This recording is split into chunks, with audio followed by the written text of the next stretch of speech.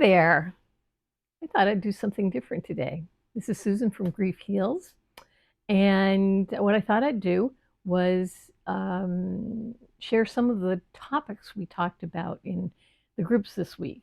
It was interesting. One group was, we were kind of, how many did we talk about?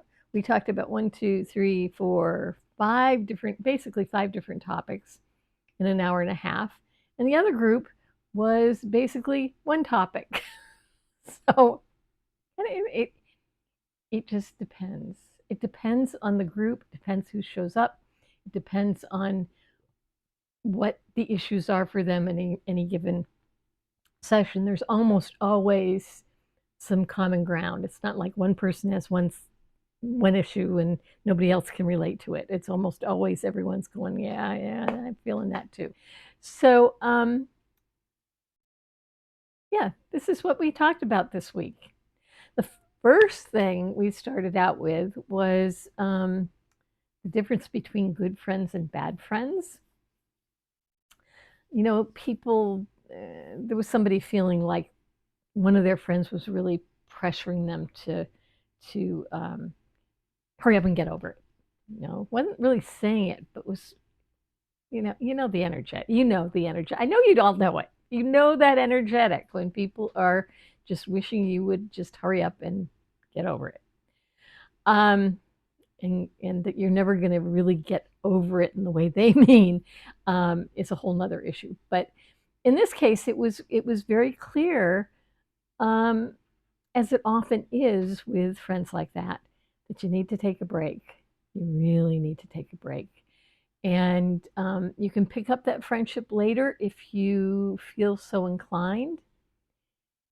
But when you're in a really vulnerable state, kind of midway through the first year or earlier, anytime in the first year, never mind where it is, anytime in the first year in particular, that kind of pressure is not helpful.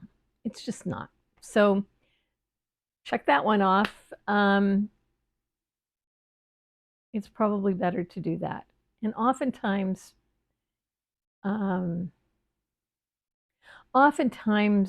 you don't pick up with them later. Sometimes you do, sometimes you don't. But as you probably are gathering that who you are changes a lot through the grieving process. Somebody said not too long ago that grief, I don't know who it was, I don't know where I saw this, but grief reveals who you are. And I think it often draws out aspects of ourselves, our personalities that have been somewhat hidden before. So, even to ourselves. So, yeah, so friends who are not getting it and are pressuring you and wanting something different from you, and take a break. At the very least, take a break. So. All right, the next topic was, and this comes up a lot, is should I move or not? And I think most people early on, especially early on, start thinking about whether they should move. The house is too big, it feels too empty, it's too much to take care of, on and on and on. And but not really ready to leave. And but it is something that people think about quite a bit. And here's the rule of thumb. It's not unique to me. It's if you can wait until after the first anniversary, because early in grief, especially early on in that first year, you're not a good decision maker. I've talked about that in other videos. I mean, you're just not. You're just not all there. And I've seen people really regret moving.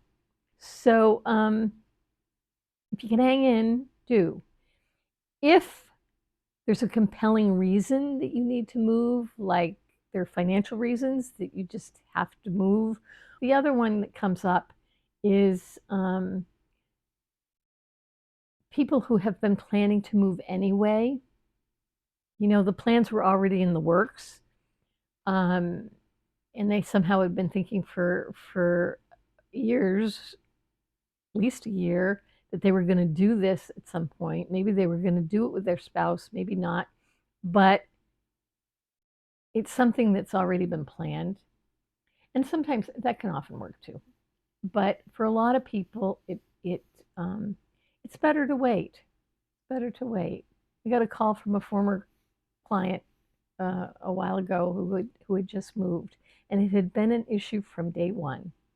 It's now 3 years later. I think it may even be 4 years later. And she finally did move because the house was getting too much. It was just too much. And she thinks she's happy where she is. She's still not sure. She's moved and she's still not sure. So take your time with those big decisions because you can't change your mind afterwards. So take your time. So that was topic number 2. And then moving kind of led right into getting rid of their things. And I don't know, there's something really interesting about the things because people feel a lot of pressure to do that, but there really is no rush. There's no rush at all.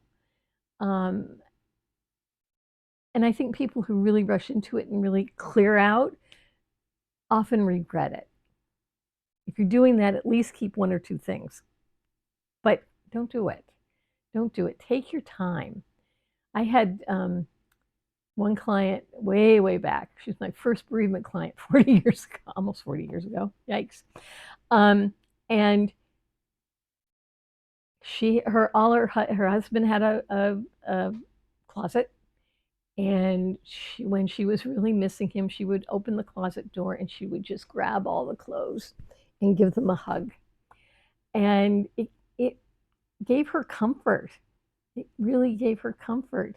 And then I had someone else in one of my groups when I was at hospice whose husband had died 10 years prior. She was in the group for a daughter. But she talked about how there was a chest of drawers downstairs with a drawer that had all his t-shirts in it. And 10 years, because it's closed, she could still open it and it still smelled like him.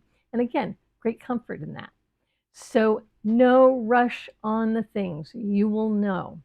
Now, we had a new twist on the subject of clearing things out, and I thought it was really interesting because I've been thinking a lot recently about how people's sense of self really takes a huge hit when they're grieving, when your spouse dies, and people don't know who they are anymore, and it's just, yeah, they just don't know who they are. They haven't put the pieces back together again, and it's a very hard issue.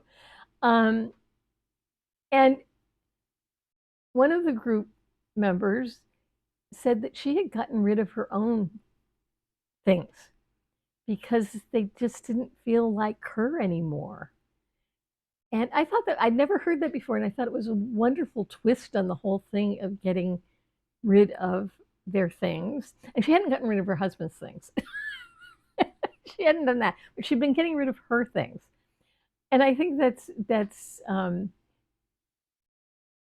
interesting, and I really liked it because it was like, when you do a real cleanup and declutter and get rid of stuff, you really make room for something new to come through and come in. And I think, rather instinctively, that's what she is doing. So, yeah, that was cool. So I share that one. You might try it if it ever feels good. The other thing we had were 2 people in the group who were actually experiencing new deaths. So we had quite a conversation about how when you're grieving one person and you have these additional deaths on top of it, that you end up they trigger each other. They can make it much harder because you're not dealing with just one death, you're dealing with multiple deaths, and they all start mixing together, and it can get really confusing and complicated, and would not be my ideal, but we don't have control over these things, as you well know. So, but to just be aware that at that point you're not just grieving one person, it's multiple people, and they start playing off of each other. And the same thing's true with prior deaths, even years and years ago. Childhood, often teenage deaths often come up when people are grieving a spouse. Parental loss is often one from that time period. And if it wasn't resolved, if it wasn't healed, it was it comes up again, and it influences where how you grieve this current death. So that's too a case where multiple deaths can kind of weave themselves into this just giant ball of loss. Makes it more difficult, but it's worth being aware. If you're aware of it, you can kind of pull the threads and figure out which is which. But it's challenging. It is very challenging. So so that was one. I think there was one more. Well, that was the first group. And in the second group, we had a really in-depth conversation about the difference between depression and grief. Because I think I've done a video on it. If I haven't, I probably should. That grief and depression look a lot alike. They really look alike, but they're not the same thing. And a lot of mental health folks will look at someone who's grieving and think it's depression and start treating them with meds and all of that. And it actually tends to slow down the grief, is what it does, if it's grief. Now, if it's depression, if there's a history of depression, and sometimes grief morphs into depression. And you need to watch out for that too. It doesn't happen to everybody. It doesn't happen to the majority, but it can happen. And and I would be I'm very, very hesitant to start diagnosing depression anytime in the first year. Actually, my criteria has always been if it's moving, you're probably doing okay. And even if you can't see it, that's one of the things that groups do. It really mirrors back your movement.